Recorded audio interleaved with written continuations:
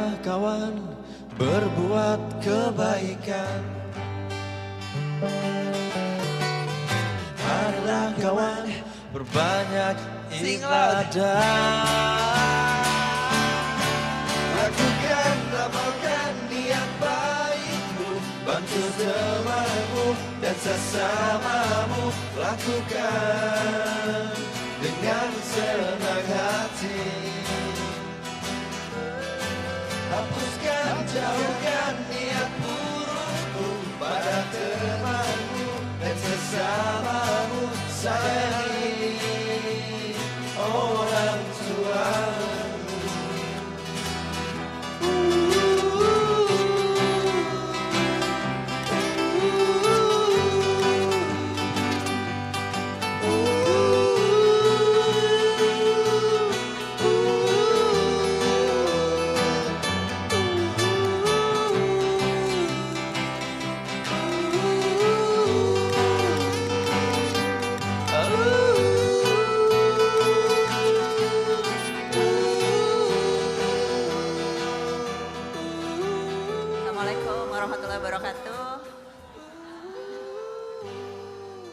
Selamat pagi Bapak dan Ibu semua. Ini tadi Abi bilang jaraknya agak kejauhan, tapi kayaknya kalau kita mau mindahin udah agak susah. Nggak apa-apa ya, minta maaf Ibu Bapak, kita agak jauh dan di atas. Terima kasih sudah hadir di pengajian Cikal bulan ini.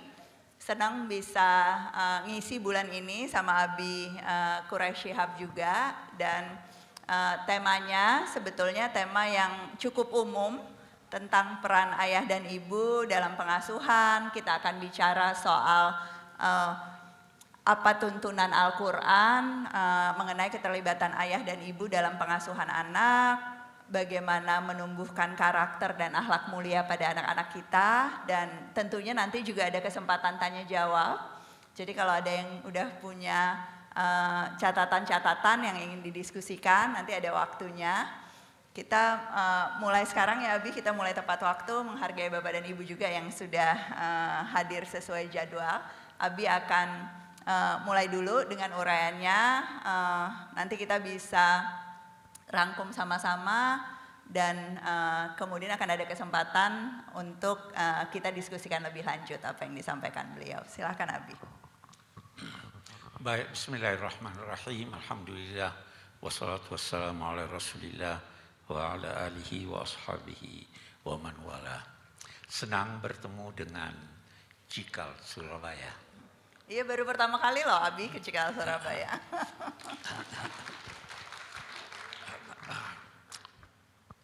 Dan senang berbincang-bincang menyangkut pendidikan anak. Yang pertama yang menarik perhatian saya, acara kita ini apa tuh judulnya, peranan orang tua apa? Peranan orang tua. Yang menarik perhatian saya itu tanda kurungnya, ayah dan ibu. Selama ini seringkali orang berkata bahwa ibu itu pendidik. Seakan-akan bapak bukan pendidik. Seakan-akan tugas itu hanya tugasnya ibu. Tugas ayah cari duit. Tidak perlu pulang, malam-malam pulang gak apa-apa. Itu keliru. Orang tua, ini tadi tanda kurung ayah dan ibu. Kalau kita buka lembaran Al-Quran, yang diuraikan mendidik anaknya itu bapak. Tidak ada ibu disebut. Coba kita lihat. Luqman, itu populer. Ibrahim, Yakub. Semuanya bapak, tidak ada ibu. Bahkan ada suami istri bertengkar. Ada anaknya. Satu. Ibu mau ambil anaknya, bapak juga mau ambil anaknya. Ke pengadilan. Dulu belum ada itu ketentuan hak ibu usia sekian. Dulu itu belum ada. Ayah berkata begini, saya lebih berhak. Saya lebih dulu mengandung anak ini dari ibunya. Saya lebih dulu melahirkannya dari dia. Betul enggak? Kita dengarkan jawaban ibu, mungkin kita bisa paham apa yang dimaksud oleh ayah. Dia bilang, iya, memang dia mengandungnya sebelum saya mengandung benih anak ini. Tapi dia mengandungnya ringan. Saya mengandungnya berat. Dia melahirkannya enak. Saya melahirkannya hampir mati. Jadi saya lebih berhak. Benar enggak? Ayahnya berkata lagi, saya mendidik anak ini sebelum ibunya. Bagaimana? Karena saya yang pilih ibunya. Hakim berkata, daripada bertengkar, kamu baik-baik aja lah. Dua-duanya memilikinya, dua-duanya mendidiknya dengan baik dan seterusnya.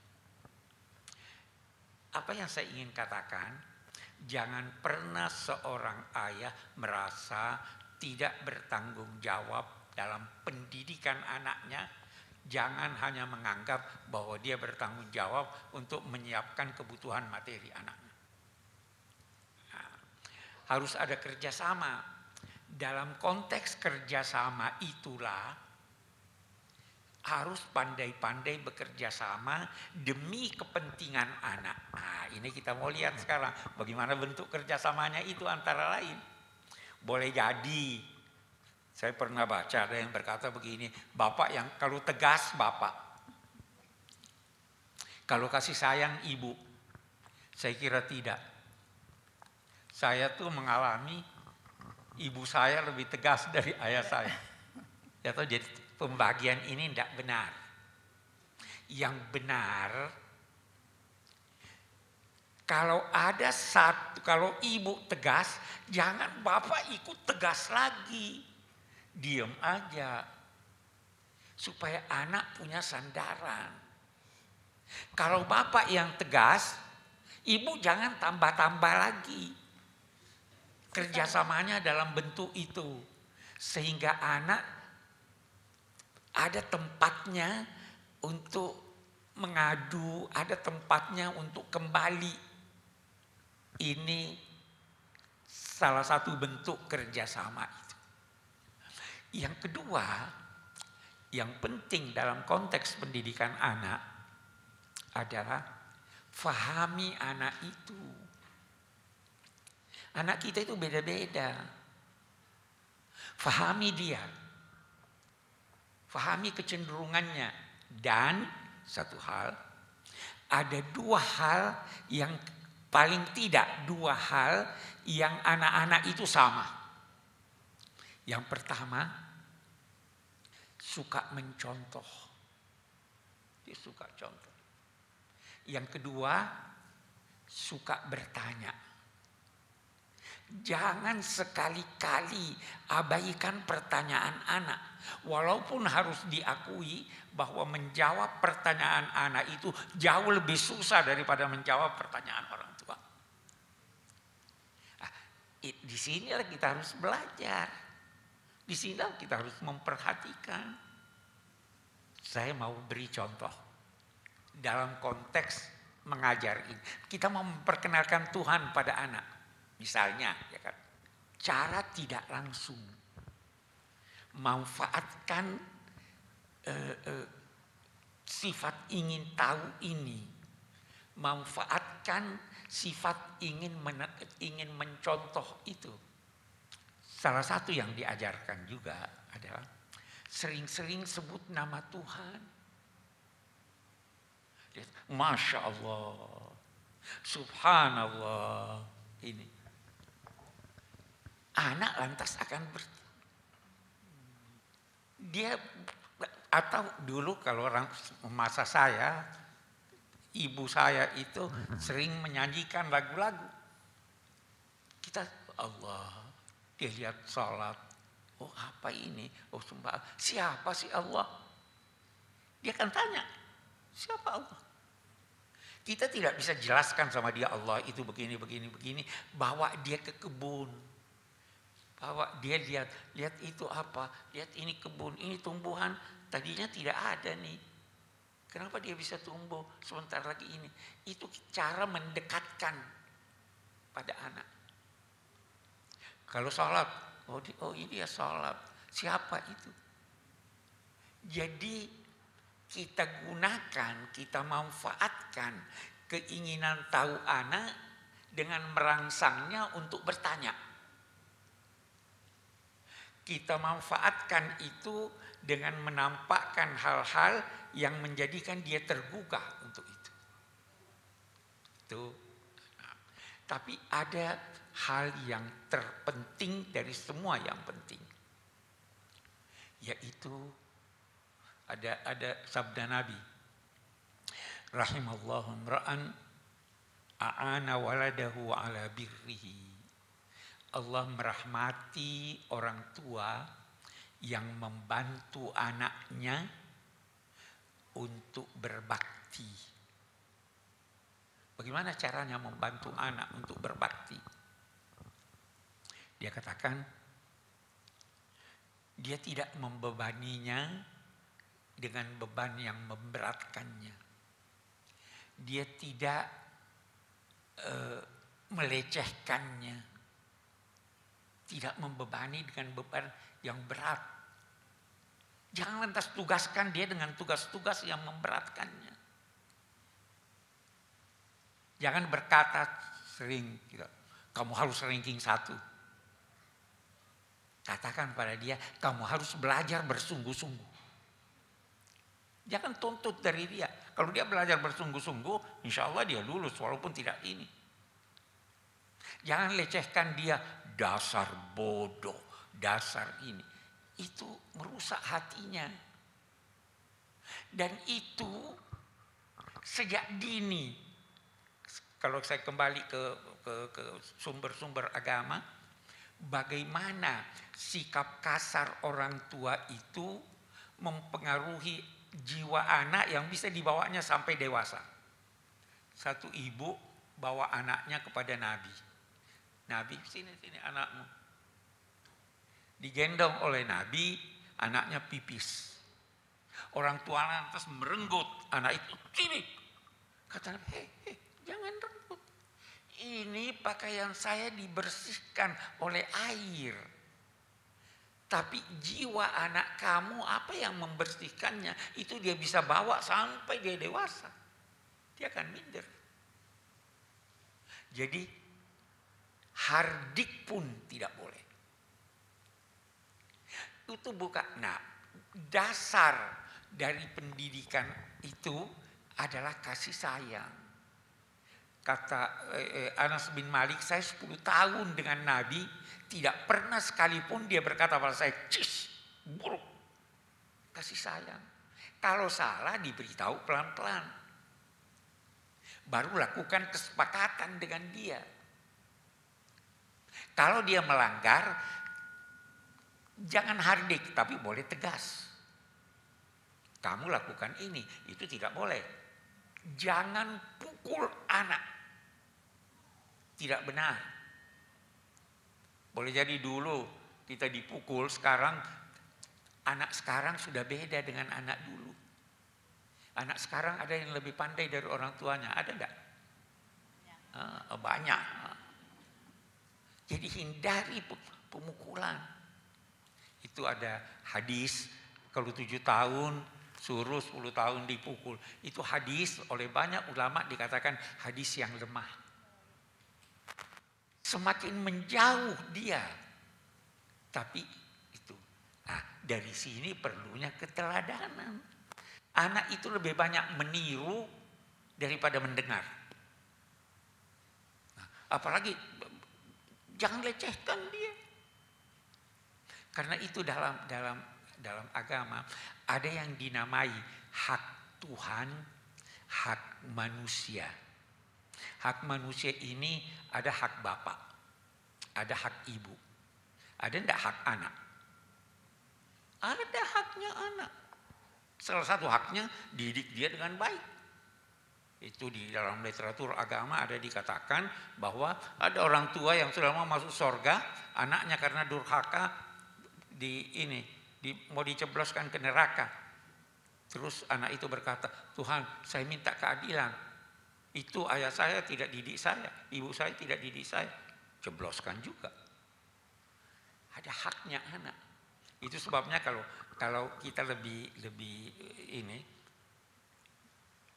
anak yang kita ambil contoh yang ini. Ada anak mau katakanlah dia mau memilih jurusan sekolahnya. Ibunya mau dia jadi dokter. Durhaka enggak dia kalau dia tidak ikuti ibunya? Nah, dulu durhaka.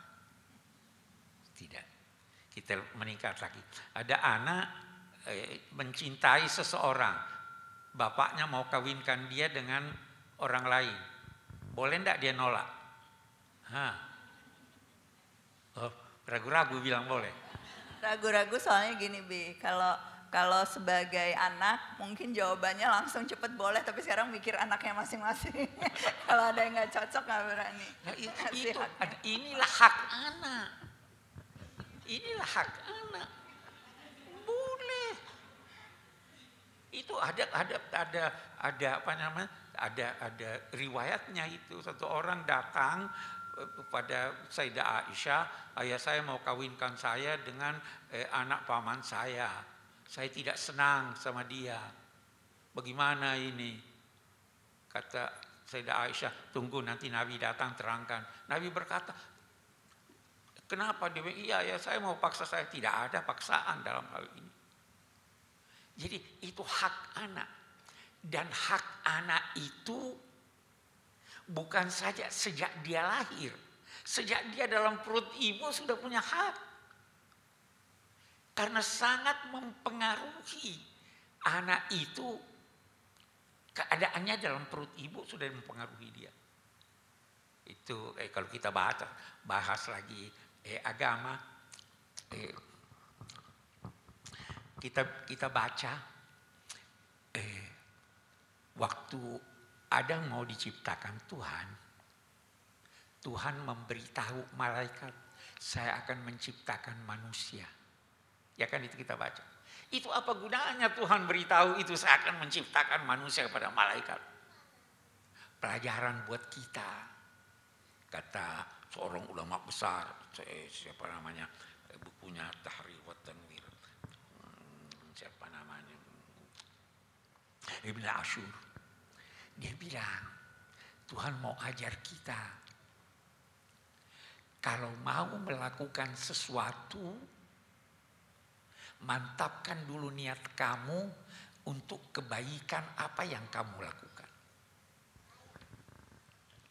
Belum tercipta Adam, dia beritahu, saya mau melakukan ini. Sehingga apa yang kamu lakukan itu menjadi baik. Karena situasi kejiwaanmu baik. Saya beri contoh, ibu-ibu deh, tidak usah bapak-bapak. Kalau masak untuk tamu, sama enggak dengan masak sehari-hari? Oh ini lebih spesial. Lebih spesial. Iya kan? Jadi kalau mau hubungan, niatnya niat yang baik. Anaknya jadi baik. Saya punya cucu itu anaknya Ella nih. Kalau dibikinkan susu sama pembantu berbeda dengan kalau dibikinkan susu sama neneknya. Jadi kok enak? Apa? Ada rasa dari nenek yang berbeda. Pasti beda perasaan anak dilayani oleh ibunya dengan dilayani oleh pembantu. Jadi tanamkan rasa ini. Itu kita sudah mendidik sejak sebelum lahir, itu kita sudah didik anak. Itu sebabnya kemudian nanti dalam agama waktu hamil baca surat Yusuf lah, bacain. Itu semua dalam konteks pendidikan anak. Itu sebabnya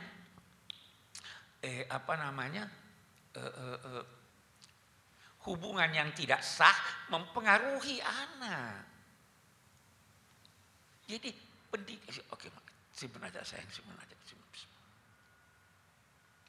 Jadi pendidikan anak bukan waktu dia lahir. Sejak dalam perut ibu. Menyusukan hak anak. Haknya anak. Sampai yang sudah cerai, suami istri yang sudah cerai. Itu ayah berkewajiban membayar untuk biaya susu anaknya. Itu haknya anak. Yang ini yang biasa terabaikan. Anak membutuhkan perhatian.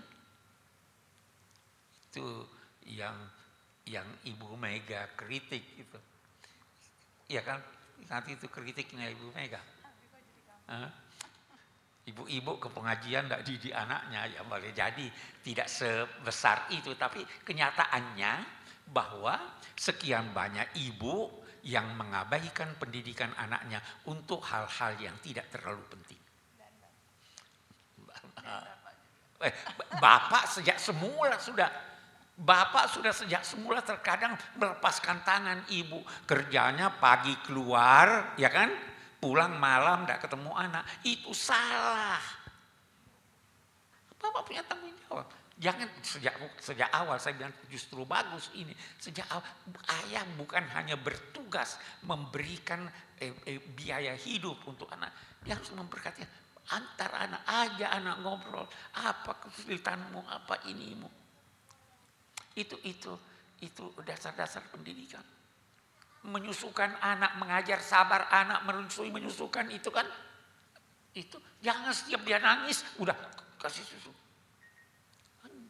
Ajar dia sabar. Jadi pendidikan bukan hanya di sekolah. Pendidikan itu intinya di rumah. Jangan karena mau sekarang ini paling banyak itu sudah supaya anak tenang kasih HP. Tidak benar. Saya kira itu secara umum ini. Terima kasih Abi.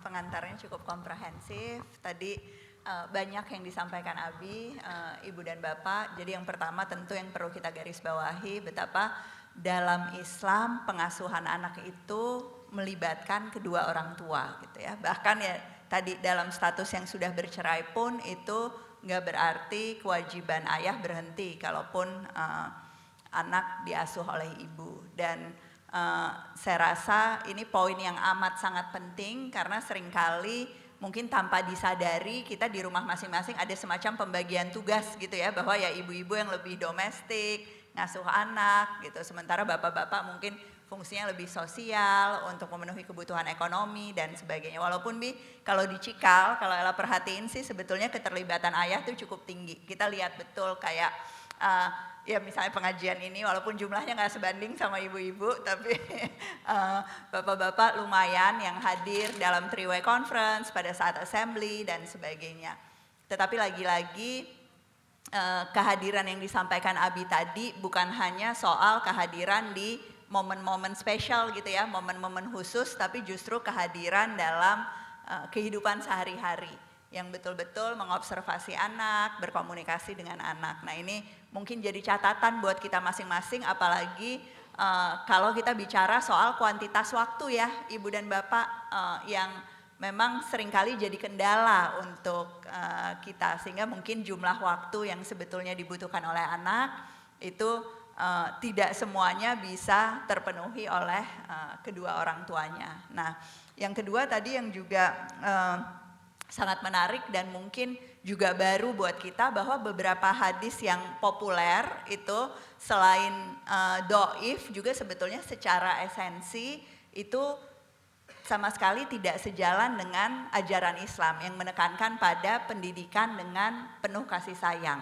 Jadi sama sekali nggak pernah ada anjuran gitu ya, bahkan yang ada adalah larangan gitu untuk menerapkan pola-pola disiplin dengan kekerasan kepada anak-anak kita. Proses pendidikan apapun, menumbuhkan karakter itu dicontohkan dengan keteladanan. Jadi sesimpel kalau kita keras dan memukul anak, maka yang dicontoh adalah kekerasan dan pukulannya gitu ya, bukan justru nilai-nilai tentang bagaimana akhlak Nabi, bagaimana kita menerapkan kasih sayang yang sebetulnya jadi tujuan kita. Jadi semenantang apapun, selama apapun prosesnya, pendekatan disiplin yang kita terapkan itu harus disiplin yang selalu positif. Jangan sampai cara kita mencapai tujuan itu justru bertentangan dengan tujuan yang ingin kita capai di anak-anak kita. Tadi juga poin yang sangat penting adalah gimana kita sebetulnya melihat kecenderungan anak. Bahwa setiap anak beda-beda, punya temperamen yang berbeda-beda, punya minat, bakat, aspirasi yang berbeda-beda. Berbeda-beda antara satu anak dengan anak lain, dan yang pasti juga berbeda antara anak dengan orang tuanya. Ini yang seringkali juga susah. Pesan Nabi tadi, jangan membebani anak sesuatu yang sebetulnya dia tidak sanggup untuk menanggung beban itu. Nah, ini tentu berkaitan dengan aspirasi orang tua, ambisi orang tua yang seringkali mungkin nggak cocok, berlebihan, atau pada akhirnya memang menghambat perkembangan anak dan tidak membantu dia mencapai potensi terbaiknya. Mungkin itu rangkumannya. Selain hal-hal lain, saya pengen elaborasi sedikit lebih panjang soal tadi. Gimana kita menumbuhkan akhlak, gimana kita menumbuhkan karakter di anak-anak. Dari pengalaman saya ngobrol-ngobrol sama orang tua murid, itu memang menumbuhkan karakter lewat keteladanan ini sesuatu yang gak gampang. Dan seringkali justru bukannya makin lama makin gampang, malah makin lama makin susah gitu ya. Jadi mungkin pada saat anak-anak kita itu masih ada di tingkat prasekolah, di tingkat TK, SD dasar, kita merasa bahwa apa yang mereka lakukan itu sudah lebih sesuai dengan ekspektasi, tetapi justru pada saat mereka ada di usia mulai pra-remaja, remaja dan sebagainya, ini seolah-olah banyak sekali masalah yang kemudian timbul gitu. Nah, pengalaman kami di Cikal, Ibu dan Bapak, memang yang namanya karakter itu fondasinya adalah pada saat mereka ada di masa yang jauh lebih kecil. Jadi kalau misalnya begitu mereka memasuki usia pra-remaja itu kemudian muncul masalah, itu juga seringkali bukan sesuatu yang muncul tiba-tiba. Itu sesuatu yang sebetulnya bibitnya ada sejak awal, penanganannya itu nggak terlalu efektif di masa awal. Cuma memang pada saat anak sudah mulai berani gitu ya, dalam tanda kutip untuk berdebat, untuk menyatakan pendapat, untuk kemudian menunjukkan sisi-sisi individualitasnya, maka banyak di antara kita yang terkaget-kaget. Karena itu tadi pesan Abi juga soal membiasakan bertanya, bahwa yang namanya komunikasi itu, yang namanya berdialog dengan anak itu harus selalu dua arah. Nah ini orang tua banyak juga yang tanya sama saya, kalau anaknya nggak ada pertanyaan gimana gitu ya, anaknya diem aja gimana, anaknya nggak menunjukkan ketertarikan, itu seperti apa. Nah dalam situasi seperti itu pun kita tetap harus merangsang pertanyaan, kita tetap harus melemparkan topik-topik yang mungkin nggak biasa gitu ya. Jadi kalau anaknya silent, kelihatannya nggak ada curiosity, itu kemungkinan besar pertanyaan dan curiosity-nya itu justru ditunjukkan di tempat lain gitu, yang bukan kepada ayah dan ibunya. Nah kita harus buka saluran-salurannya ibu dan bapak, sehingga memang betul-betul ada kesempatan untuk nggak cuma nanya tadi di sekolah gimana, udah makan apa belum dan sebagainya, tapi berbagai topik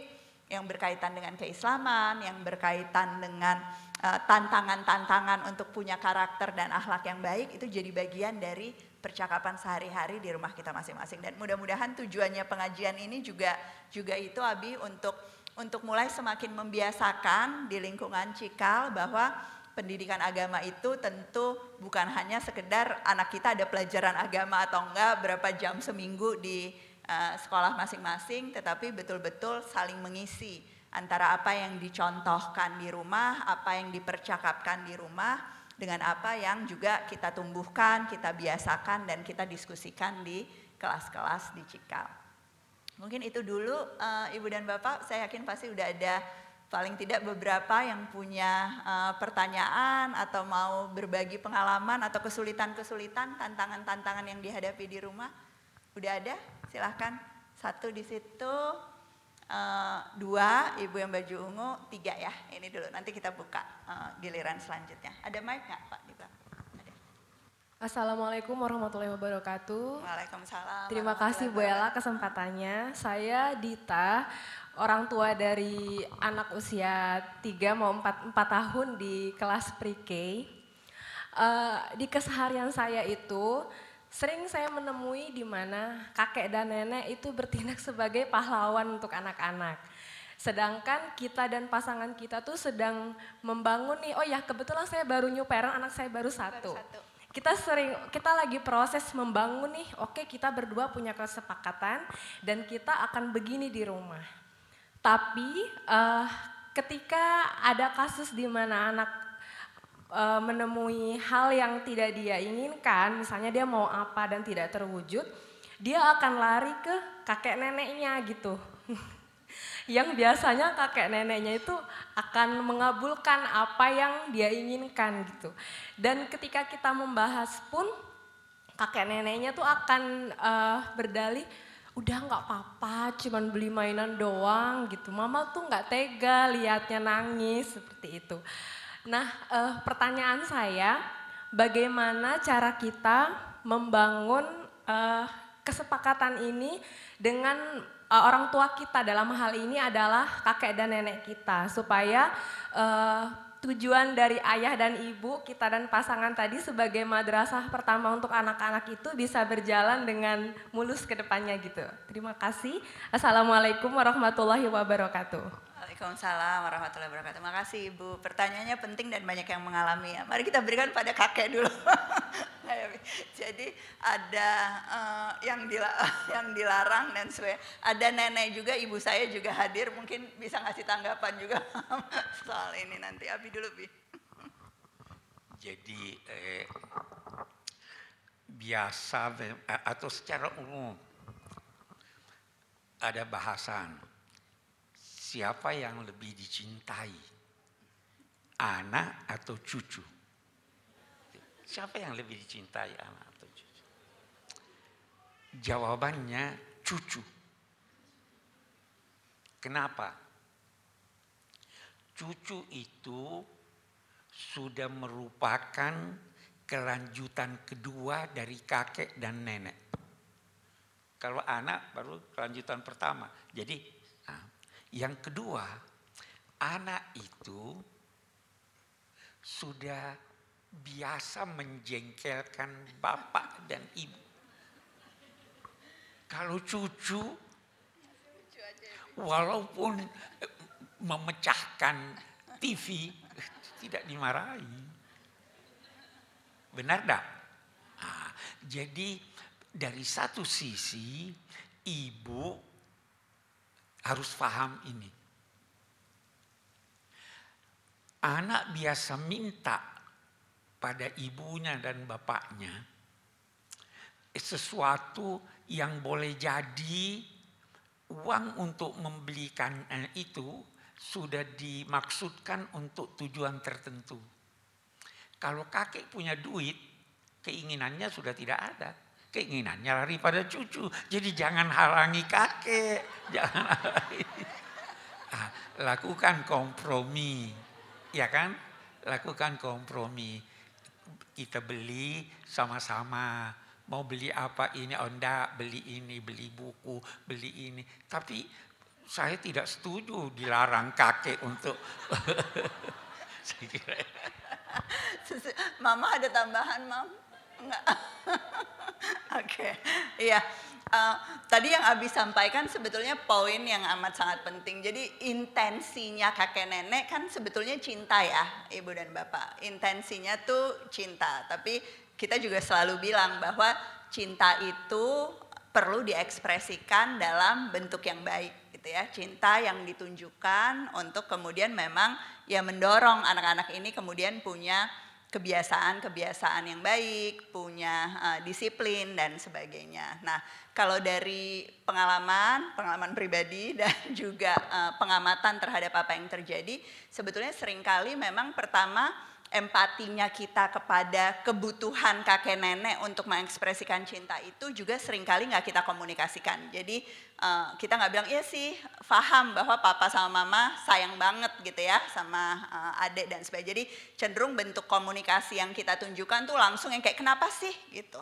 Atau ini anakku, urusanku atau apa. Jadi kita nggak mencoba memahami bahwa sebetulnya intensinya tuh intensi yang positif. Dan anak yang tumbuh dengan kakek neneknya, dengan om, tante, keluarga besar itu sebetulnya anak-anak yang punya kemewahan luar biasa dibandingkan dia hanya tumbuh dengan orang tuanya aja. Jadi menantang iya, butuh komunikasi yang kadang-kadang sedikit konfliktual iya, tapi sebetulnya keuntungan bahwa anak itu dikelilingi oleh banyak sekali orang dewasa yang mencintai dia, bisa jadi safety net dia, itu jauh lebih banyak dibandingkan dengan kalau kita misalnya memang mengisolasi diri gitu ya, nggak melibatkan sama sekali kakek nenek dan keluarga besar dalam pengasuhan. Nah, yang kedua, selain kitanya cenderung ofensif gitu ya, kurang empati dalam komunikasi, itu yang seringkali menantang adalah kita juga nggak ngejelasin tujuannya apa. Jadi tadi, jangan dibeliin mainan tuh bukan untuk supaya dia tuh susah. Saya tuh lagi ngajarin loh bahwa kita ada budget, kita tuh ada anggaran untuk kemudian belanja mainannya tuh cuma berapa? 500.000 sebulan gitu misalnya, atau berapapun gitu ya. Kita pengen dia nggak boros, kita pengen dia kelola uang dengan baik, kita juga lagi bikin budget dan sebagainya. Nah, tujuan ini seringkali nggak difahami sama kakek nenek. Bukan salah mereka, karena ya kita nggak kasih tahu dan juga bayangan mereka tentang tujuan itu beda. Anak-anak sekarang jauh lebih konsumtif loh Pa, Ma, dibandingkan aku dulu. Kalau aku dulu dibeliin mainan setiap minggu, mungkin masih nggak apa-apa gitu. Kalau anak sekarang setiap hari udah dapet iklan mainan gitu kan, nonton segala macam, keinginannya jauh lebih banyak. Jadi komunikasi kita itu adalah tentang tujuan apa sih, dan nggak mungkin kakek dan nenek itu nggak sepakat atau nggak mengikuti hal-hal yang menjadi tujuan kita kalau betul-betul paham. Nah, tapi kita seringkali kayak nggak ada waktu gitu sebenarnya untuk mendiskusikan tujuan pengasuhan, bukan cuma antara ayah dan ibu, tapi juga dengan keluarga besar gitu. Nah, yang ketiga yang biasanya efektif untuk diterapkan itu juga ngasih batasan. Jadi kalau di keluarga kita misalnya kalau beliin buku itu terserah deh gitu ya. Kakek neneknya mau berapa kali seminggu, mau sekoper, tapi kalau misalnya pergi beli buku sama anak-anakku itu oke aja. Tapi misalnya kalau yang urusan ini boneka gitu misalnya enggak, atau kalau urusan makan itu semuanya mungkin karena kita ingin pola makan yang berbeda, itu aturannya semua aturan aku ya Ibu. Tapi kalau jadi kita juga memberikan batasan tapi sekaligus memberikan kesempatan untuk kemudian kakek nenek tetap terlibat di bagian mananya. Jangan bilang kayak semuanya nggak boleh, semuanya ikut aku, tapi di mana nih yang kemudian bisa pakai gaya atau caranya mereka. Salah satu yang aku biasain juga misalnya kalau ke mama tuh masak gitu. Mama seneng banget masak dan anak-anakku juga sebenarnya lumayan seneng masak gitu. Jadi daripada ke mall terus beli mainan, menghabiskan waktu sama-sama dengan ya nanya resep gitu ya, ke Umi, masak dan sebagainya. Alternatif-alternatif kayak gitu tetap jadi channel untuk kemudian kakek nenek menunjukkan cinta, punya waktu sama-sama. Tapi memang alternatifnya harus dari kita, harus kita nih yang ngasih bentuk-bentuknya, yang ngasih channel-channel dan juga batasan-batasannya. Mudah-mudahan bisa dicoba ya Bu ya. Kalau jadi nenek tahu. Tetap pembelaan. Nanti kalau jadi nenek yang sama baiknya dengan kakek nenek sekarang. Oke. Silakan. Terima kasih. Alhamdulillah hari ini bisa pengajian langsung dengan Pak Kures. Biasanya hanya lihat di TV bertahun-tahun kajian tafsir Al-Misbah. Pertanyaan pertama saya mohon petunjuk dari Pak Kures. Anak saya usia pra-remaja 12 dan 14 tahun. Mereka berdua sangat maju dari sisi intelektualitas, sangat kuat membaca, tapi ini juga kemudian membawa dampak samping. Dalam hal pelajaran agama itu banyak sekali pertanyaannya yang kemudian sangat sulit dijawab. Mereka berani menafsirkan sendiri hal-hal dalam agama, misalnya tentang surga dan neraka, itu mereka bisa bilang bahwa it's already here, heaven and hell, itu tidak menunggu nanti, hal seperti itu. Kemudian mereka berani menafsirkan bagaimana penciptaan Adam, bahwa menurut mereka it's about enlightenment, ini bukan tentang wujud yang diterjunkan ke bumi, hal-hal seperti itu, dan banyak lagi yang selalu mereka tanyakan. Nah, ini membuat cemas kami gitu, karena pemahaman agama mereka itu sepertinya ada kebutuhan yang lebih seperti itu. Saya mohon petunjuk. Kemudian kalau misalnya ada amalan yang kami bisa lakukan untuk menjaga anak-anak ini supaya tidak melenceng gitu keluar koridor. Kebetulan juga sudah ada 2 anak kami yang usia pradewasa, itu juga sangat spiritual, sangat berakhlak begitu ya. Akan tetapi pemikiran keagamaannya saya agak khawatir ke arah agnostik ya. Jadi mempertanyakan ritual-ritual. Itu kami juga perlu arahan dari petunjuk dari Bapak.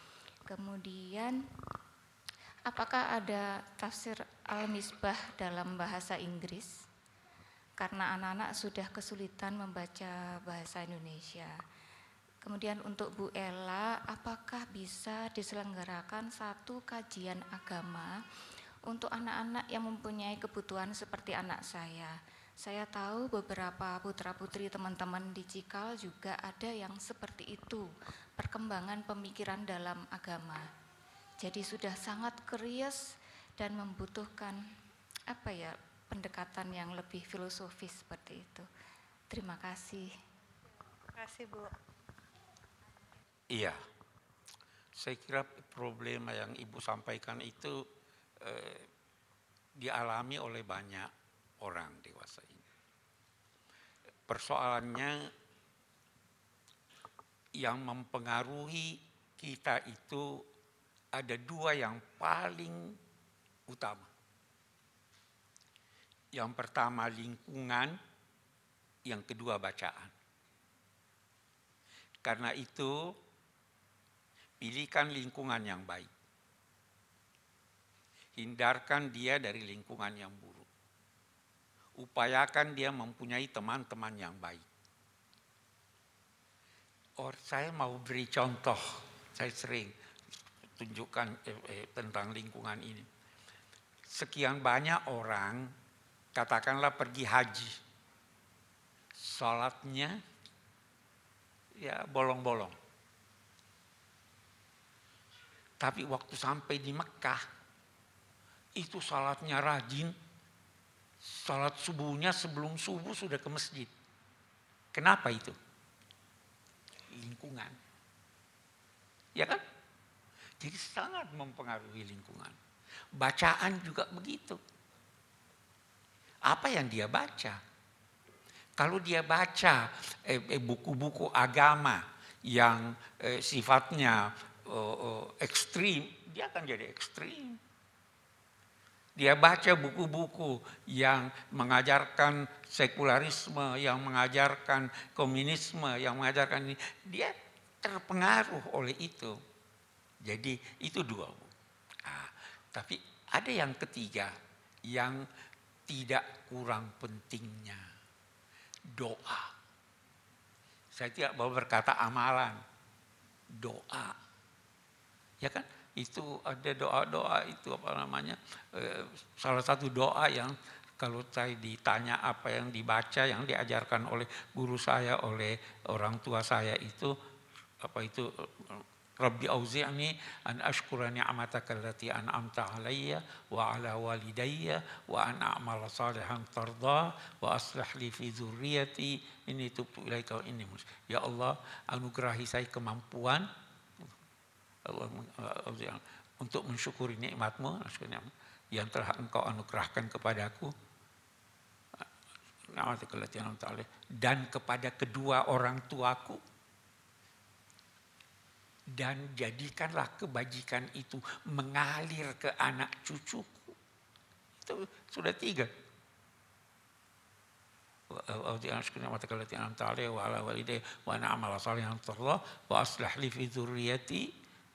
Jadikan anak cucuku itu selalu menjadi orang-orang yang saleh. Aku bertaubat kepadamu dan aku bersyukur. Doa itu. Jadi saya tidak mau berkata amalan tertentu.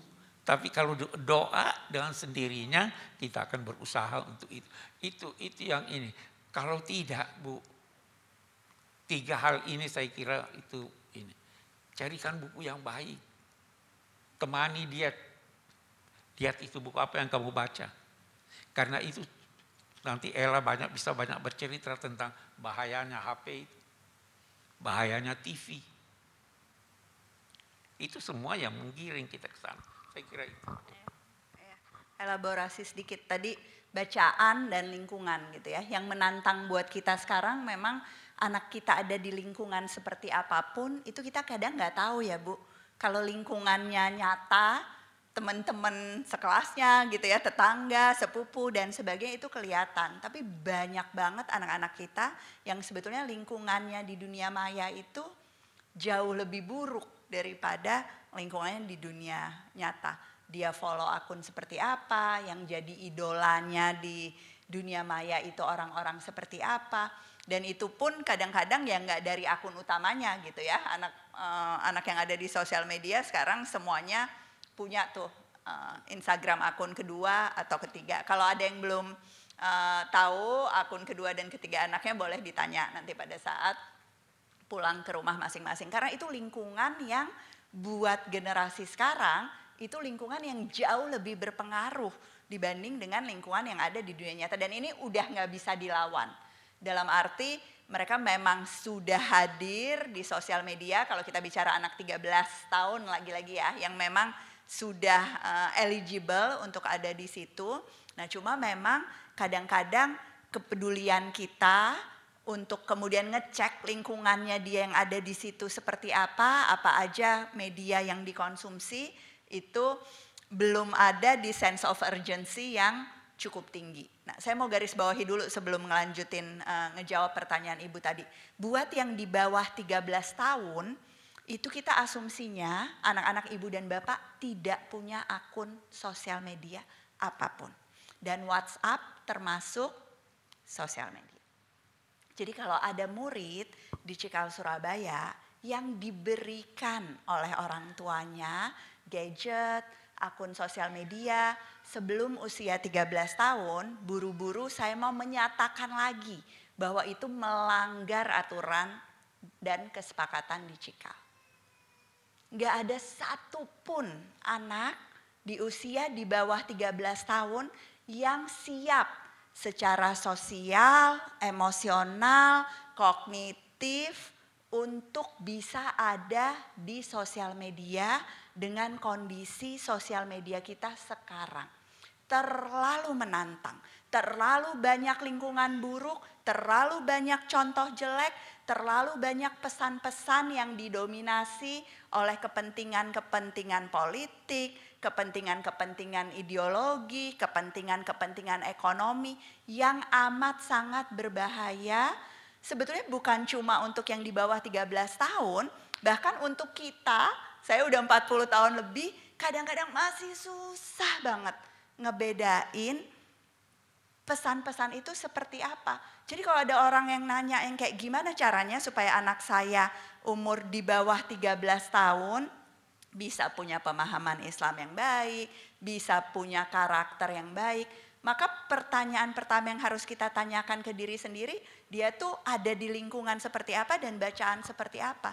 Dan kita nggak bisa ngejagain kalau dia udah ada di pasar yang namanya internet itu di usia sebelum memang dia siap. Itu sama aja sama jeblosin anak ke laut gitu ya, atau anak yang nggak bisa naik sepeda dilepas naik sepeda ke jalan raya, itu dulu. Nah sekarang kalau dia udah 13 tahun, dia udah ada atau lebih udah mendekati dewasa. Nah berarti usaha kita untuk kemudian mencari tahu nggak bisa disensor pasti, tapi mencari tahu sebetulnya apa sih yang dibaca, itu jangan sampai lingkungan dan bacaan itu jadi sesuatu yang sifatnya privat dan terpisah total gitu ya dengan kehidupannya di dunia nyata. Ini kalau secara psikologi itu kita ada istilahnya third bedroom atau kayak third culture gitu, di mana di satu bubble itu tuh ya cuma anak-anak aja gitu dengan segala nilainya yang totally different, bertentangan dengan nilai-nilai yang kita anggap sebagai nilai-nilai yang ada di dunia nyata atau di rumah. Jadi ditembus tuh batasan-batasan itu. Lagi lihat apa sih gitu ya, apa yang bikin kamu ketawa, apa yang menarik, apa yang ngagetin. Aku mau dong follow akun yang sama untuk lihat, jangan gak peduli, jangan ngerasa itu baik-baik aja. Kamu follow ini, dia gimana ya? Yang kamu suka banget tuh idola kamu, orientasi seksualnya gimana sih? Dia beragama dengan baik apa enggak ya? Apa yang kamu suka dari dia? Apa yang beda antara dia dengan kita? Nah, masalah kita itu pop culture, Ibu dan Bapak. Dan di masa sekarang jadi agnostik, jadi homoseksual, jadi biseksual, jadi orang yang berpakaian dengan cara-cara tertentu itu jauh lebih keren daripada jadi orang yang taat beribadah gitu ya, jadi orang yang nurut sama orang tua dan sebagainya. Nah, jadi kadang-kadang kita itu secara secara nggak sadar mengendorse pop culture itu, mengendorse hal-hal yang keren, tapi kita lupa mungkin K-pop keren, kita setuju, tapi itu tuh datang dengan nilai-nilai apa ya? Nggak semuanya 100% kita setuju. Mungkin kita setuju, bekerja keras gitu ya, latihan setiap hari gitu ya. Cantik dengan tipe tertentu dan sebagainya. Nah itu pertentangan-pertentangan nilai, dilema-dilema moral, apa yang kemudian sejalan, apa yang... Ini nih keluarga kita memang percayanya hal ini mungkin beda sama yang lain, itu yang harus jadi topik percakapan utama pada saat kita memang ya melempar anak ke pasar bebas itu. Nah, di sisi lain kembali ke inti pertanyaannya, saya mau katakan bahwa eksplorasi, bertanya itu sebetulnya tanda baik kok Bu. Jadi daripada nggak peduli sama sekali sama agama, fakta bahwa anak ibu masih datang dan bilang, menurut saya heaven seperti ini, hell seperti ini, saya nggak percaya dan sebagainya, itu menunjukkan sebetulnya channel komunikasinya itu masih ada. Karena kita juga banyak murid-murid di Cikal yang bahkan nggak berani ngomong seperti itu ke orang tuanya. Jadi ngomong sama homeroomnya, ngomong sama guru agamanya, tapi orang tuanya nggak tahu sama sekali bahwa anak ini sedang melewati sebuah pergolakan batin gitu ya, eksplorasi intelektual yang memang ya sulit untuk siapapun. Saya nggak bilang ini khas generasi ini sih, karena di generasi saya pun saya ingat di awal-awal kuliah tuh kita sendiri tuh banyak banget bertanya. Cuma mungkin pas kita tuh mulai munculnya tuh umur 18-an gitu ya, 19, 20 awal. Di anak-anak sekarang karena pengaruh sosial media tadi ya umur 13-14 tahun tuh mereka udah mencoba menghandle pertanyaan-pertanyaan yang luar biasa sulitnya gitu ya. Nah karena itu lagi-lagi pendampingan kita jadi amat sangat penting. Nah tapi buat yang sekarang anaknya belum bertanya pun, itu jangan yang kayak, alhamdulillah anak saya tuh beda, nggak nanya, nggak tahu apa-apa tuh soal agnostik, nggak tahu apa-apa tuh soal homoseksualitas dan sebagainya. Akan datang waktunya untuk semua anak kita. Kalau enggak malah aneh. Kalau enggak percakapannya dibawa ke rumah. Kamu tahu enggak sih ada banyak sekarang jumlah agnostik itu bertambah dengan amat sangat banyak setiap tahunnya. Dibilangnya agama yang pemeluknya makin banyak. Tapi Islam juga loh. Islam tuh itu agama yang jumlah pemeluknya itu bertambah dengan signifikan setiap tahunnya. Diskusi seperti itu aja. Kenapa sih banyak banget orang yang tertarik sama Islam? Apa sih yang membuat Islam itu adalah agama yang orang paling banyak convert? Memang dari sudut, jadi bertambahnya tuh bukan cuma karena jumlah orang Islam itu makin banyak gitu ya, karena kita di negara berkembang jumlah anaknya banyak, sementara mungkin yang agama Katolik itu jumlah anaknya di negara-negara maju jauh lebih sedikit. Bukan karena itu, tapi karena yang convert itu banyak sekali. Kenapa? Nah, kadang-kadang nih kita yang born Muslim itu jarang tuh mengeksplorasi proses keberagamaan, keputusan untuk pindah agama, melakukan perbandingan dan sebagainya. Nah, itu percakapan yang jarang terjadi di keluarga, tapi lagi-lagi terjadi di lingkungan yang satunya tuh, di dunia maya. Jadi kita lakukan lebih sering ya, Ibu dan Bapak, kita bahas dan kita bawa pertanyaan-pertanyaannya ke rumah masing-masing, sehingga lagi-lagi anak nggak merasa ada yang salah dengan itu. Karena banyak juga murid yang kemudian pada saat ngomong kayak gitu, terus kemudian diblok nih sama orang tua. Astagfirullahaladzim, kamu jangan pernah berpikir seperti itu. Kamu mikir gitu aja tuh, kamu artinya udah kafir. Kamu artinya udahlah. Padahal itu adalah proses pemikiran yang lagi-lagi ya dilalui proses pertanyaan. Berapa hari yang lalu Abi ceramah di rumah, saya ada pengajian kecil sama beberapa teman, itu juga cerita bahwa iman itu bukan berarti yakin. Iman itu pasti ada tanda tanya. Iman itu, jadi pertanyaan itu adalah bagian dari iman. Jadi kita doakan, pertanyaan-pertanyaannya tadi sulit, pertanyaan-pertanyaannya itu menantang, kita juga nggak punya jawabannya kadang-kadang, tapi insya Allah itu ada justru perjalanan untuk menguatkan keimanan gitu ya. Bukan untuk membuat dia kemudian melenceng, karena pada saat dia sudah mampu untuk kemudian melewati krisis-krisis ini, insya Allah justru kekuatan imannya gitu ya, sekali lagi bukan yakin 100%, tapi dugaannya, keimanannya terhadap memang kekuasaan Allah, kehadiran akhirat dan sebagainya, itu justru akan semakin kuat. Nah, tapi harus didukung orang tua, harus didukung oleh bacaan-bacaan sandingan gitu ya, lingkungan-lingkungan yang juga bisa membalance mungkin informasi-informasi yang selama ini nih nggak seimbang gitu ya, cuma dari satu sisi aja. Banyak kok Bu, saya kepingin Ibu tetap optimis. Kita udah ngalamin banyak banget anak yang melalui krisis-krisis yang berat sekali gitu ya.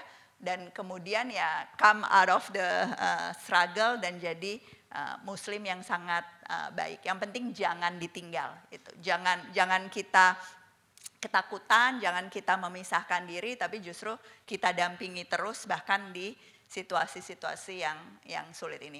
Jangan-jangan justru kita juga dapat banyak jawaban-jawaban gitu ya atas pertanyaan kita pada saat kita belajar lagi bersama-sama dengan anak-anak kita. Mungkin itu mudah-mudahan ngebantu. Silahkan tadi Ibu ya. Terima kasih. Assalamualaikum warahmatullahi wabarakatuh. Nama saya Tari, saya orang tua dari salah satu murid di kelas reception senior. Jadi anak saya itu kalau soal kritis memang sangat kritis sekali. Semua ditanya sampai nggak ada selesainya. Tapi yang kendala buat saya itu anak saya itu yang berusia 6 menuju 7 tahun, dia itu suka ditantang. Tapi begitu dapat challenge baru, kalau dia merasa kesulitan itu gampang emosi, gampang putus asa, gampang marah. Nah itu bagaimana ya menumbuhkan karakter anak supaya dia itu tangguh, supaya nggak cepat menyerah gitu. Terima kasih. Assalamualaikum warahmatullahi wabarakatuh. Makasih Bu. Sebelum saya lupa, tafsir Al-Misbah lagi diterjemahin ke bahasa Inggris Bu. Kapan terbitnya Cah? Oh iya, jadi ada tahapannya yang akan keluar Juz Amma dulu, jilid 15 ya, terus kemudian jilid 1 ya. Versi digitalnya udah ada? Belum kan? Oh iya, versi digital dulu. Nanti saya janji deh, saya diingetin ya Pak Hasto buat kasih akunnya ke murid-murid Cikal juga. Kalau yang versi Indonesianya kita ada, tapi yang versi Inggris nanti begitu keluar ya saya sepakat anak-anak sekarang lebih mungkin kayak lebih paham atau mungkin ngerasa lebih bisa kemudian diskusi lanjutan kalau dapat versi bahasa Inggrisnya. Oke, tadi ngejawab yang tangguh, Abi ada tips dulu nggak nanti tangguh kalau dalam Islam tuh yang selalu jadi contoh tangguh tuh siapa Bi misalnya? Contoh ketangguhan. Contoh ketangguhan dalam Islam, ketangguhan dalam bidang apa? Nggak mudah menyerah. Oh iya. Kalau dalam Islam itu selalu yang ditonjolkan sahabat-sahabat Nabi. Sahabat-sahabat Nabi itu yang menonjol ya Sayyidina Umar, gitu. Hanya ada satu hal sebenarnya yang boleh jadi kita perlu lihat itu juga. Ada orang yang tegas, tangguh dan sebagainya, emosi tadi itu. Sayyidina Umar itu gitu. Jadi itu ada baiknya. Beliau keluar mau membunuh Nabi. Terus di tengah jalan, kamu mau pergi bunuh Nabi, itu saudaramu tuh masuk Islam, ke sana aja. Dia dengan ini marah pergi ke rumah saudaranya, dia tampar, dia ini, habis dia tampar, dia emosi, tapi emosinya ini dia menangis, dia baca, ada catatan Al-Quran, dia baca, dia terus bilang, saya mau pergi ketemu Muhammad. Masih bawa pedang untuk membunuhnya. Sampai di pintu, dilihat sahabat-sahabat, loh Umar datang bawa pedang. Kata Sayyidina Hamzah, bukakan pintu. Kalau dia mau baik, kita baik. Kalau dia mau jahat, kita bunuh dia dengan pedangnya. Dia datang berlutut pada Nabi sambil menangis. Jadi terkadang orang-orang yang sangat kritis, yang sangat ini, itu punya emosi. Nah, emosinya yang kita harus arahkan. Itu kalau saya beri Sayyidina Umar ini contoh, Sayyidina Umar itu sangat kritis. Karena itu orang berkata, dia masuk Islam setelah faham Islam.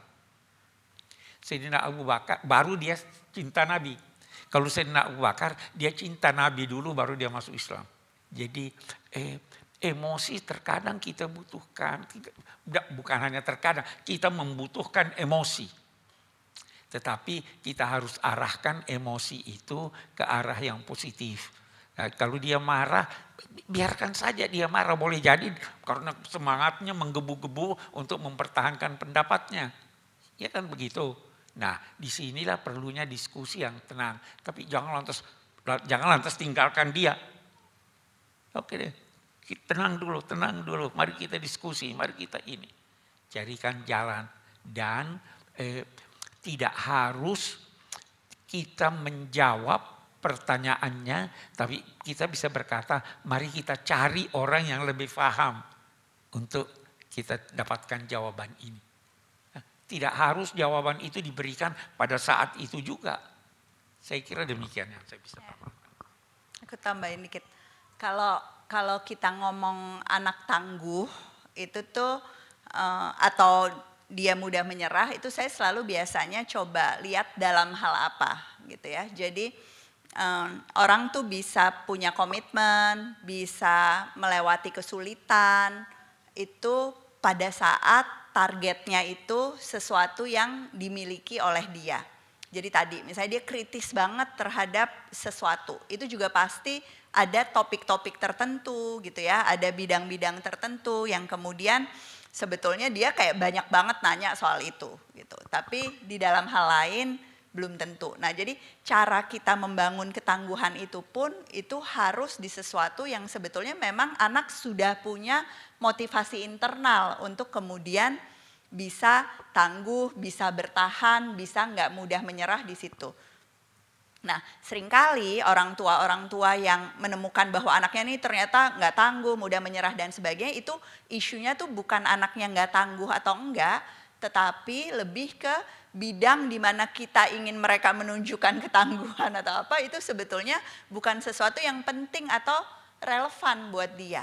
Nah, ketangguhan itu muncul pada saat anak mengeksplorasi bidang tertentu, kemudian dia ngedalemin bidang tertentu gitu ya, dan pada akhirnya bisa berhasil di bidang tertentu. Jadi jangan buru-buru bilang, wah anak saya nih kayaknya cemen, anak saya kayaknya nggak tangguh, anak saya kayaknya mudah menyerah, karena belum kelihatan aja, karena bidang tempat dia di mana bisa betul-betul kemudian bukan sekedar coba-coba gitu ya, bidang di mana dia siap menghadapi kesulitan, tantangan dan sebagainya, itu belum kita temukan. Karena kalau motivasi internalnya ada, itu ya anak akan latihan gila-gilaan, akan betul-betul mau jadi yang terbaik, saya harus punya target ini, target itu, tanpa kita kayak ngebujukin setengah mati gitu, untuk dia kemudian bisa meningkat terus ya kemampuannya. Nah, di usia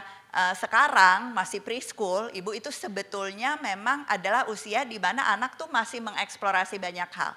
Jadi bahwa dia kemudian ini sebentar terus nggak cocok dan sebagainya, itu juga kita nggak perlu terlalu khawatir. Belum waktunya untuk excel di sesuatu, justru waktunya untuk eksplorasi, nyoba berbagai hal dan kemudian menemukan adanya di mana. Saya cerita pengalaman pribadi aja deh.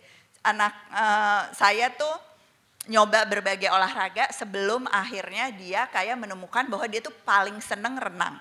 Tapi sebelum dia nemu renang gitu ya, itu dia mungkin 15 cabang kali dia nyoba dan nggak suka gitu ya. Dia instrumen, dia main tuba akhirnya. Sebelum dia main tuba nggak kebayang kan tuba, itu setelah nyoba udah segala macam. Saya kepinginnya sih dia drum gitu, kayaknya keren. Tapi les sebentar terus cuma 1 semester dia nggak seneng dan sebagainya. Tapi nggak berarti waktu dia sepak bola gitu, itu tuh nggak ada gunanya pada saat dia pindah ke renang. Bahkan pada saat dia berhenti renang pun gitu ya, di SMA kelas 3 itu saya sedih banget. Tapi kemudian saya sadar bahwa nggak berarti apa yang dia pelajari di situ tuh nggak ditransfer ke yang lain. Kebiasaannya dia untuk di sepak bola koordinasi sama tim, saya nggak bisa lihat bahwa oh dia menyerah, enggak kok, dia bawa waktu dia di klub renang, walaupun renangnya sendiri-sendiri, ada juga yang ekstafet, dia tetap harus nungguin temennya, jadi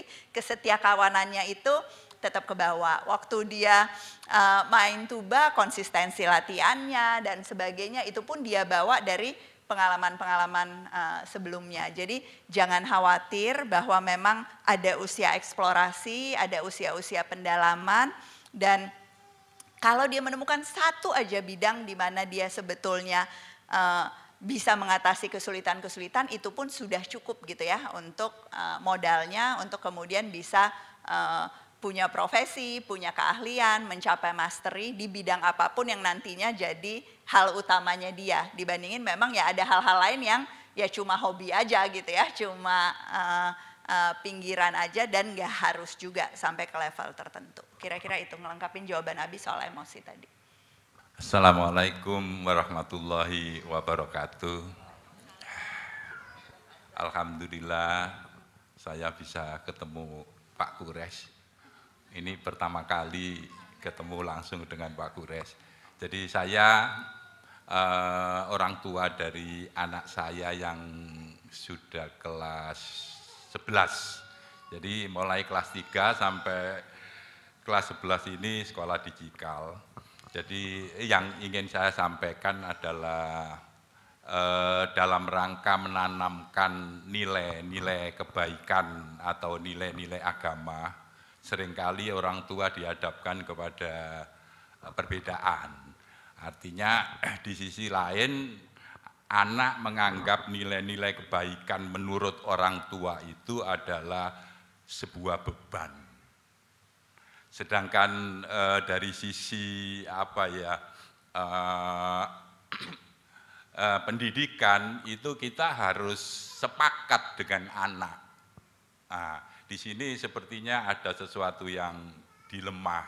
Mungkin Pak Kures bisa memberikan arahan. Yang kedua masalah privasi. Apakah anak-anak seperti usia anak saya yang 16 tahun itu tidak boleh ada privasi? Mungkin itu dari saya. Terima kasih. Wassalamualaikum warahmatullahi wabarakatuh. Bagus sekali pertanyaannya.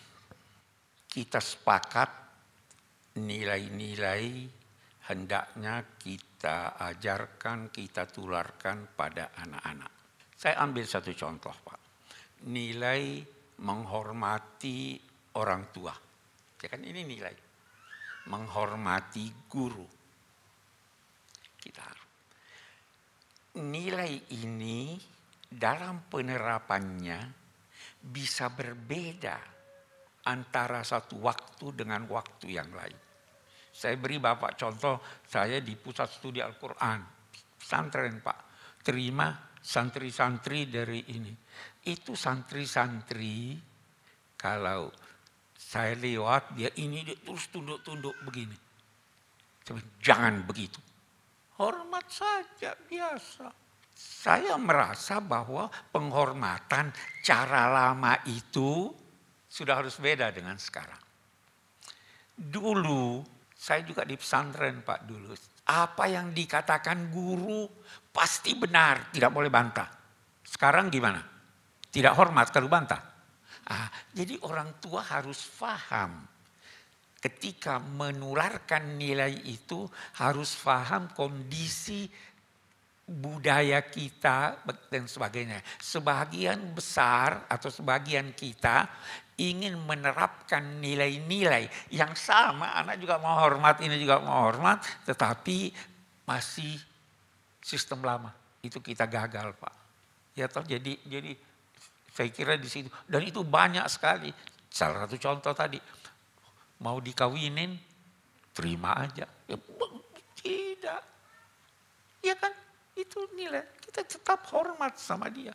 Ada pendapat orang tua, oh ini enggak benar. Cucu saya, anaknya Ella ini pernah bilang, oh Jido salah itu. Kok berani bilang salah sama Jido ya? Enggak, apa ini terang. Jadi nilainya sama, tetapi penerapannya beda. Budaya beda.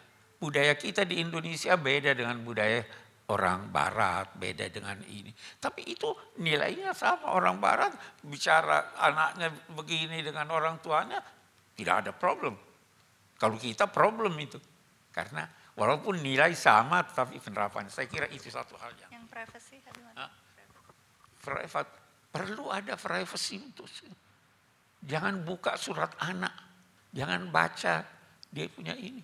Karena kalau dia tahu privasinya kita buka, dia hilang kepercayaan pada kita. Nah, kalau mau perhatikan aja, kalau ada sesuatu yang menjadi tanda tanya terus terang, tapi jangan buka dia punya privasi. Tambahin dikit tadi soal menghormati orang tua gitu ya, sebagai contoh nilai. Anak-anak yang paling bisa menghormati orang tuanya itu adalah anak-anak yang paling dihormati juga sama orang tuanya. Jadi seringkali kalau kita bicara nilai, itu yang menjebak kita adalah seolah-olah nilai itu sesuatu yang harus diikuti oleh anak, tetapi nggak berlaku buat kita gitu ya. Tadi menghormati orang tua, tapi belum tentu kita juga mendengarkan anak, memenuhi janji kita sama anak dan sebagainya. Nilainya apa? Makan sehat gitu ya, tapi ya yang makan sehat cuma anaknya gitu. Misalnya nilainya kita pengen dia bisa mengendalikan waktunya di sosial media, tapi kita juga di gadget dan sebagainya itu nggak terkendali gitu ya, punya adiksi sendiri. Jadi jangan merokok, kitanya ngerokok dan sebagainya. Jadi tadi kembali lagi ke yang Abi sampaikan, anak itu mencontoh. Jadi cara paling efektif untuk membuat nilai itu nggak jadi beban kepada anak-anak kita adalah dengan kita menunjukkan itu juga nggak jadi beban kok buat kita. Kita juga mempraktekkan hal yang sama gitu ya. Karena apa? Karena kita punya tanggung jawab sebagai orang tua untuk juga mengajarkan itu. Nah, tapi di sisi lain yang kedua, saya ingin katakan bahwa anak-anak kita itu seharusnya tuh tidak menghindar dari beban atau tanggung jawab itu. Saya lebih suka pakai kata tanggung jawab sih dibandingkan dengan beban. Karena kalau beban itu Bapak dan Ibu biasanya sesuatu yang kayak dikasih aja sama orang lain, dia keberatan, dia bisa-bisa mogok gitu ya, nggak sampai finish dan sebagainya karena dikasih beban yang berlebihan. Tapi kalau tanggung jawab itu pasti sesuatu yang dia juga sadar bahwa dia punya tanggung jawab itu. Terus terang Ibu dan Bapak, murid-murid Cikal itu tuh kemewahannya banyak sekali. Jadi anak-anak Bapak dan Ibu, saya juga dan sebagainya itu the privileged one di masyarakat Indonesia. Jadi kalau kita punya kemewahan yang banyak, itu berarti tanggung jawab kita juga jauh lebih besar daripada orang lain. Termasuk tanggung jawab sebagai muslim gitu kan. Termasuk tanggung jawab untuk menunjukkan sebetulnya muslim itu tuh seperti apa sih.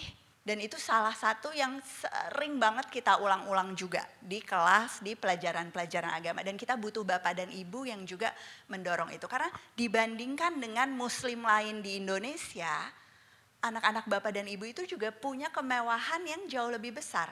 Dapat pendidikan internasional gitu kan, dapat lingkungan di mana memang ini golongan-golongan yang sangat berada, yang punya kesempatan buat jadi pemimpin di banyak banget sektor di Indonesia. Kemewahan ini sesuatu yang sudah kita miliki sebagai ayah dan ibu dan akan kita turunkan dan wariskan kemewahan ini kepada anak-anak kita. Dan lagi-lagi itu berarti bahwa dia punya beban / tanggung jawab tadi itu harusnya jadi bagian yang dia sadari dalam hidupnya dia. Kalau saya sama anak-anak saya biasanya setengah bercanda bilangnya dakwah opportunity. Jadi kalau kita traveling, kalau mereka lagi ada di lingkungan teman-teman yang beragam, bahkan di Cikal gitu ya, kalau mereka ketemu teman-teman yang agama lain, ketemu teman-teman bangsa lain, itu memang tuntutan kita kepada mereka, lagi-lagi dengan mereka udah sadar gitu ya, udah dikasih tahu tanggung jawab untuk jadi muslim yang baik,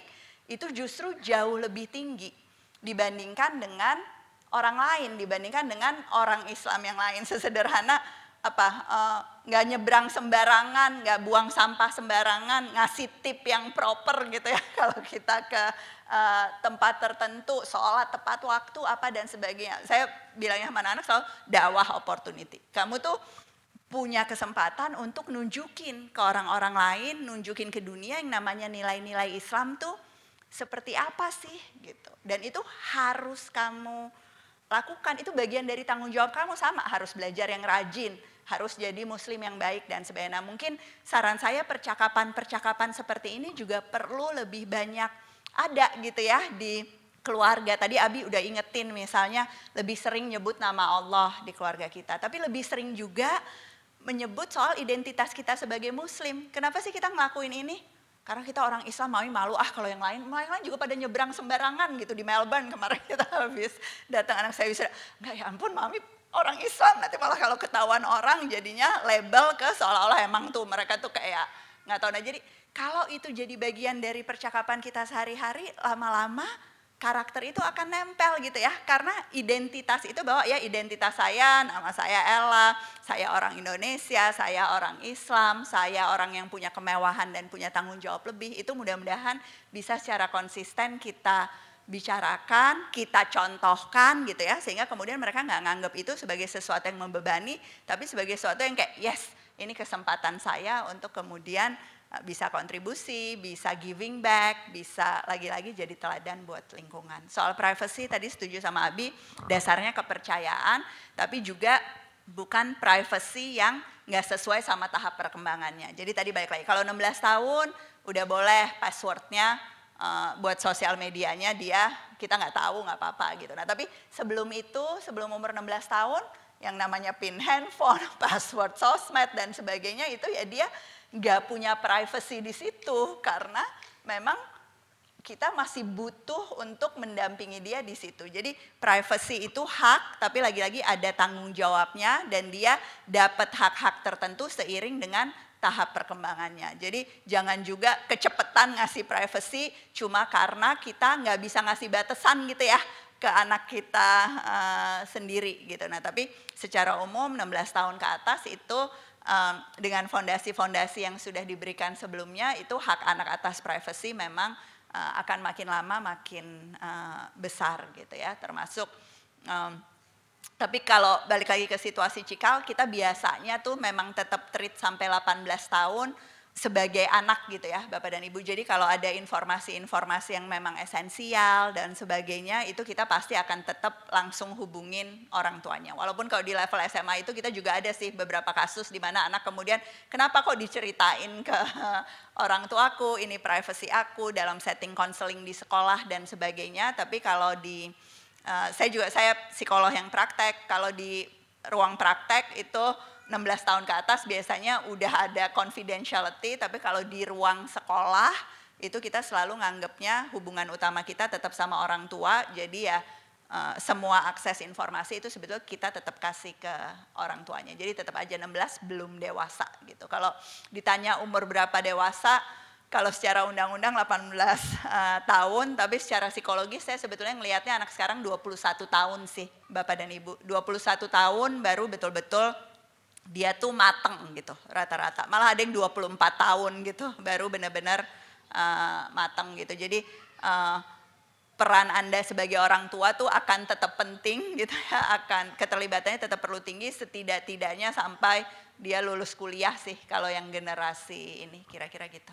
Assalamualaikum warahmatullahi wabarakatuh. Waalaikumsalam warahmatullahi wabarakatuh. Agak deg-degan ketemu idola soalnya. Saya ayah dari Caca, year 5. Tadi ada diskusi soal hak anak. Apakah kita mendisiplinkan anak secara tegas itu juga termasuk mengurangi hak anak? Karena anak saya sudah mendekati spesialisasi olahraga tertentu dan cita-citanya pengen jadi atlet itu. Makanya saya bantu dia dengan lebih disiplin dan tegas. Apakah itu mengurangi hak anak? Ya, terima kasih. Assalamualaikum. Prinsipnya kasih sayang. Kalau ada tegas, tegas itu didorong oleh kasih sayang.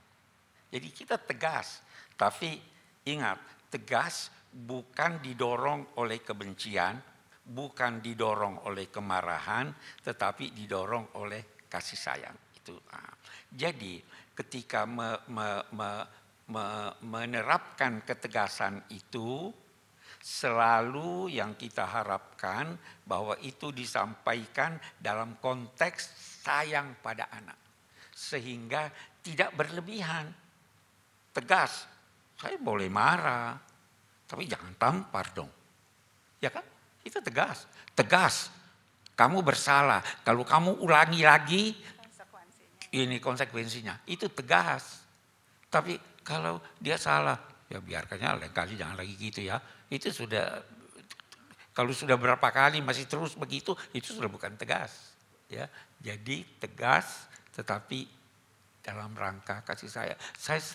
Saya pernah menyatakan begini, orang tua berkata begini, ketika saya memukul anak saya lebih sakit daripada anak itu yang saya pukul.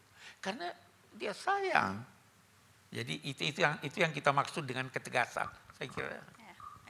Jadi tegas tuh bisa lembut kan. Ini yang emang kadang-kadang susah banget ya. Jadi kita tuh suka bablas kalau tegas jadinya kayak marah-marah, emosional, merepet gitu ya. Yang bahkan kadang-kadang ngejek anak, ngerendahin, ngasih label negatif. Tapi di sisi lain kalau kita berusaha untuk lembut, kita kemudian jadi ngebiarin gitu ya. Jadi gak ada boundary sama sekali dan sebagainya. Jadi bahwa Bapak udah bisa tegas buat saya sih prestasi sih sebagai orang tua. Karena itu sebetulnya sulit sekali untuk ada di tengah-tengah, karena tegas dan lembut itu tuh nggak bertentangan. Saya bisa kok bilang bahwa aku paham sih kamu males banget latihan ya, emang berat banget sih bangun jam segini atau pulang jam segini dan sebagainya. Tapi iya emang capek banget, males aku banyak PR apa dan sebagainya. Jadi tetap didengerin, tetap dikasih empati. Wah kamu kuat banget ya, walaupun susah kamu tetap jalanin dan sebagainya. Tapi iya aku nggak bisa nih, aku males banget dan sebagainya. Berarti aku boleh nggak latihan? Enggak.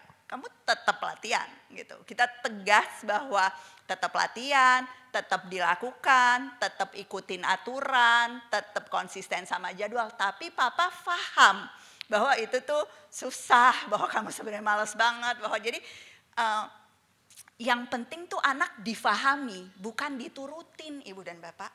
Kita tuh sering banget nurutin anak gitu. Padahal kalau nurutin anak pada akhirnya nggak mencapai tujuan gitu kan. Kita jadinya nggak konsisten sama kesepakatan, aturan, kedisiplinan. Jadi tetap konsisten, jalanin kesepakatan tapi tunjukkan bahwa kita paham sebetulnya apa yang dia rasakan. Dan kalaupun dia nggak jadi atlet, saya tuh sangat amat menganjurkan setiap anak punya satu hal tertentu gitu. Itu semua nilai-nilai yang dia udah dapatkan dari kedisiplinannya, komitmennya, ketegasan yang diteladankan itu akan berguna buat dia, buat profesi apapun. Nah, lagi-lagi banyak kita nih yang masih butuh latihan karena terus terang kalau yang saya lihat di komunitas Cikal, sebenarnya bukan cuma di komunitas Cikal sih, di komunitas semua anak orang kaya. Kita blunt aja ya ngomong kayak gitu, adalah susah tegas, selalu bablas, selalu pola asuhnya itu cenderung permisif. Kenapa? Karena banyak banget kita yang punya rasa bersalah ke anak-anak kita. Saya kurang waktu, ya udah deh, udah waktunya dikit, masa berantem, konflik melulu, ikutin aja supaya anak saya seneng. Kita lupa tujuan jangka panjangnya tuh bukan biar dia seneng. Nggak ada satupun kita sebagai orang tua yang tuntutannya adalah jadi orang tua yang hanya memberikan pengalaman kebahagiaan buat anak kita. Tuntutannya adalah kita menyiapkan anak kita untuk menghadapi kesulitan. Karena kalau sekedar kita memberikan kebahagiaan buat anak, itu kita asumsinya kita akan seumur hidup ada sama anak ya, ibu dan bapak. Karena kita yang ngasih nih kebahagiaannya, selama ada papa, selama ada mama, kamu nggak akan menemui masalah. Bukan itu. Tujuannya adalah justru pada saat nggak ada kita, dia menghadapi dunia, menghadapi lingkungan yang buruk, menghadapi kesulitan, itu dia bisa melewati itu tanpa kita. Tujuan kita adalah membuat dia mandiri, sadar, bertanggung jawab. Jadi kalau anak yang diturutin terus, seneng terus, nggak pernah konflik sama sekali sama orang tuanya karena orang tuanya ngalah terus, itu kita tidak sedang menjalankan tugas dan fungsi kita sebagai orang tua. Nanti kita bakal ada topik khusus ngomongin soal disiplin ini, ibu dan bapak, karena kita sadar betul memang butuh refleksi lah ya, terus-terusan soal gimana caranya nih tegas tapi nggak galak gitu ya, tegas tetap lembut dan penuh empati, emang butuh praktek terus. Dan kadang-kadang udah sukses pada saat anaknya kecil gitu ya, kayaknya udah baik-baik aja nih, saya udah seimbang, udah positif, udah pakai pendekatan yang tepat, begitu anaknya masuk ke usia tertentu itu jadi lebih susah gitu untuk kita untuk menerapkan itu. Oke, terakhir Ibu. Bismillah. Assalamualaikum warahmatullahi wabarakatuh. Waalaikumsalam warahmatullahi wabarakatuh. Mau saya deg-degan ini sesungguhnya karena saya senang sekali akhirnya Bu Ella dan Pak Quraish hari ini bisa hadir di sini. Terima kasih banyak. Terima kasih banyak secara pribadi karena Bu Ella dan Pak Quraish menjadi profil yang sangat menyenangkan, heartwarming sekali. Hubungan antara ayah dan anak kita ngelihatnya adem banget karena saya tadi sempat ngobrol sama teman, ini kayaknya keluarga yang penuh dengan diskusi, sering ngobrol dan itu menyenangkan. Untuk melengkapi itu, mohon izin, apakah boleh Bu Ella sharing kepada kami bagaimana kesan Bu Ella sebagai putri, sebagai anak terhadap Pak Quraish dan Ibu. Dan teladan apa sih sebenarnya, yang teladan kuat apa yang Bu Ella itu ingin teruskan dari yang sudah diteladankan oleh Pak Quraish dan Ibu. Dan untuk Pak Quraish, mohon izin, bolehkah kami di-share juga tentang dulu waktu mungkin putra-putranya masih kecil, harapan-harapan apa sih sebenarnya yang diinginkan terhadap putra-putranya dan bagaimana memanage harapan-harapan itu. Dan kedua, kami melihat bahwa maaf ya banyak. Yang kedua, kami melihat keluarga Pak Quraisy dan putra-putranya banyak sekali yang berhasil di bidangnya masing-masing. Apakah itu juga menjadi visi misi keluarga dari Pak Quraisy atau bagaimana? Dan kalau boleh dibocorkan visi misi keluarganya apa? Terima kasih banyak. Terima kasih Ibu. Semoga sehat selalu. Assalamualaikum warahmatullahi wabarakatuh. Apa ya? Kalau suruh milih sedikit agak susah, tapi mungkin yang saya selalu bilang, saya tuh ada adik saya juga Nashwa di sini, anak-anaknya di Cikal juga, tapi di Cikal Lebak Bulus ikut hari ini sih. Selalu merasa dipercaya sih, selalu merasa dipercaya. Itu mungkin satu hal yang sangat ingin saya teruskan dan ya insya Allah selama ini udah dicoba gitu ya ke anak-anak. Jadi dipercayanya tuh dipercaya bahwa bisa gitu.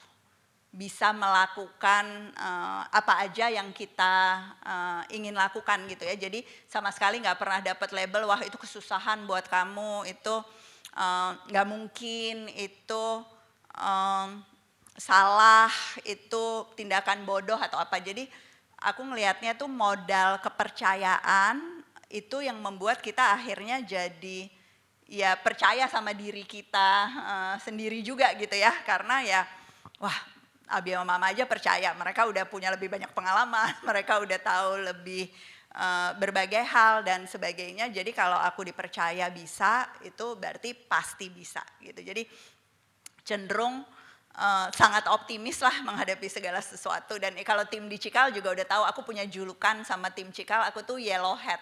Kalau ada yang tahu teori thinkingnya De Bono gitu, jadi orang yang kayak selalu melihat possibilities gitu loh.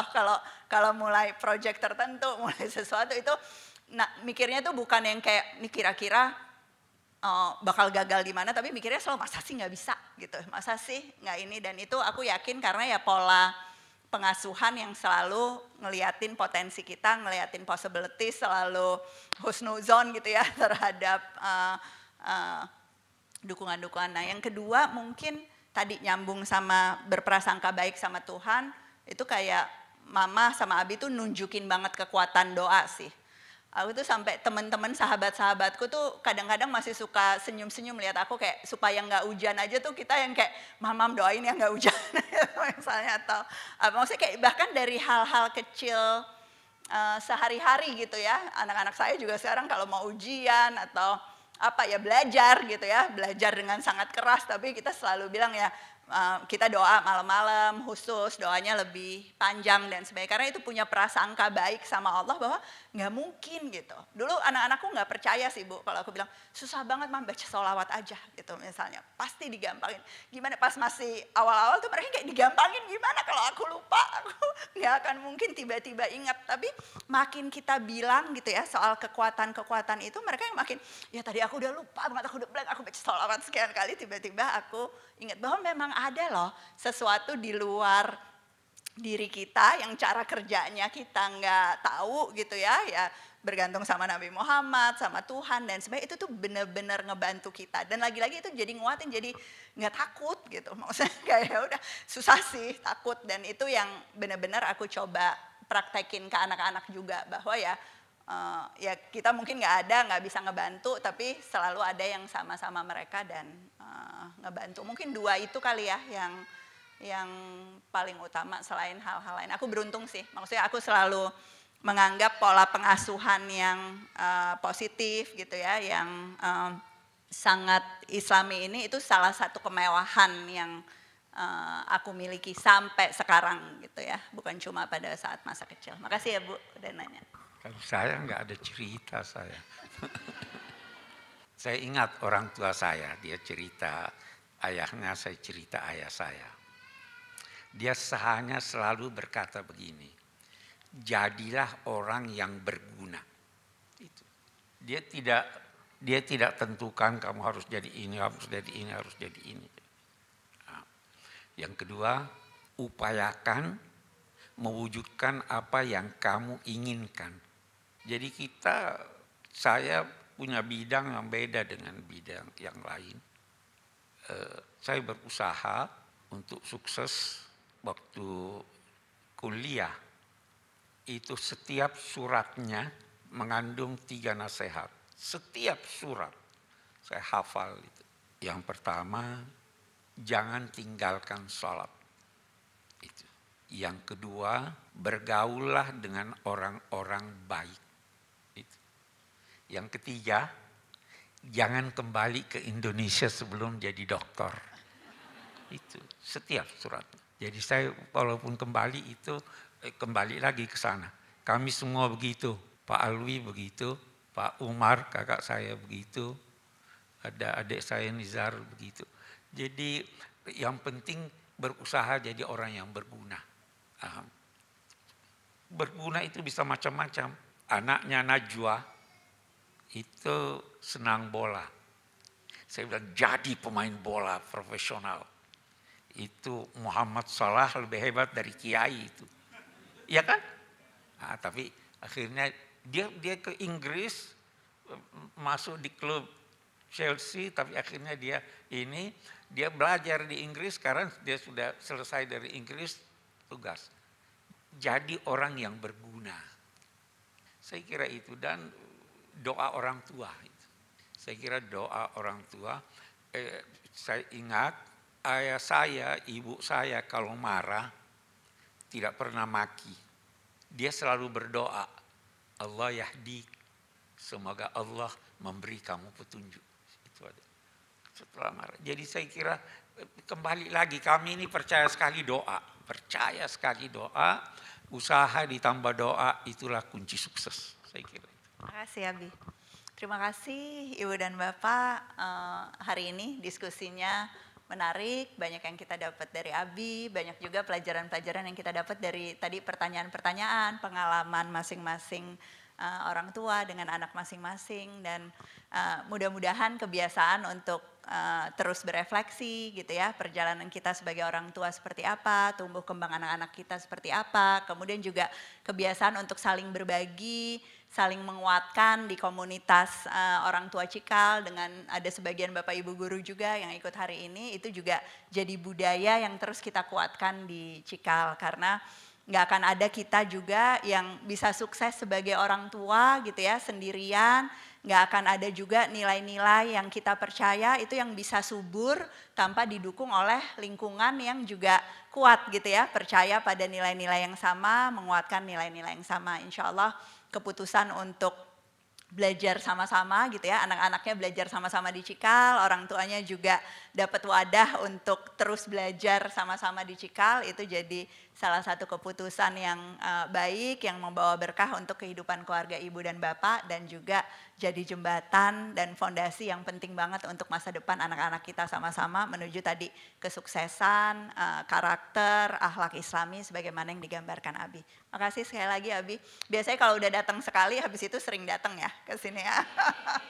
Insya Allah akan ada giliran selanjutnya gitu ya Abi di pengajian Cikal ataupun di forum-forum lain, dan mudah-mudahan juga tetap rutin Bapak dan Ibu dalam kajian-kajian Cikal ini. Kita ada kerjasama sama Cari Ustadz, jadi insya Allah semuanya juga kader-kadernya Abi tadi dari Pusat Studi Al-Quran yang akan secara rutin juga mengisi dengan topik-topik yang menarik di Cikal. Sekali lagi terima kasih sudah hadir hari ini, mudah-mudahan bermanfaat, yang bisa dipraktekkan segera dipraktekkan mulai hari ini, dan ditunggu cerita-cerita lanjutannya. Assalamualaikum warahmatullahi wabarakatuh. Lakukan, lapalkan niat baikmu, bantu temanmu dan sesamamu. Lakukan dengan senang hati.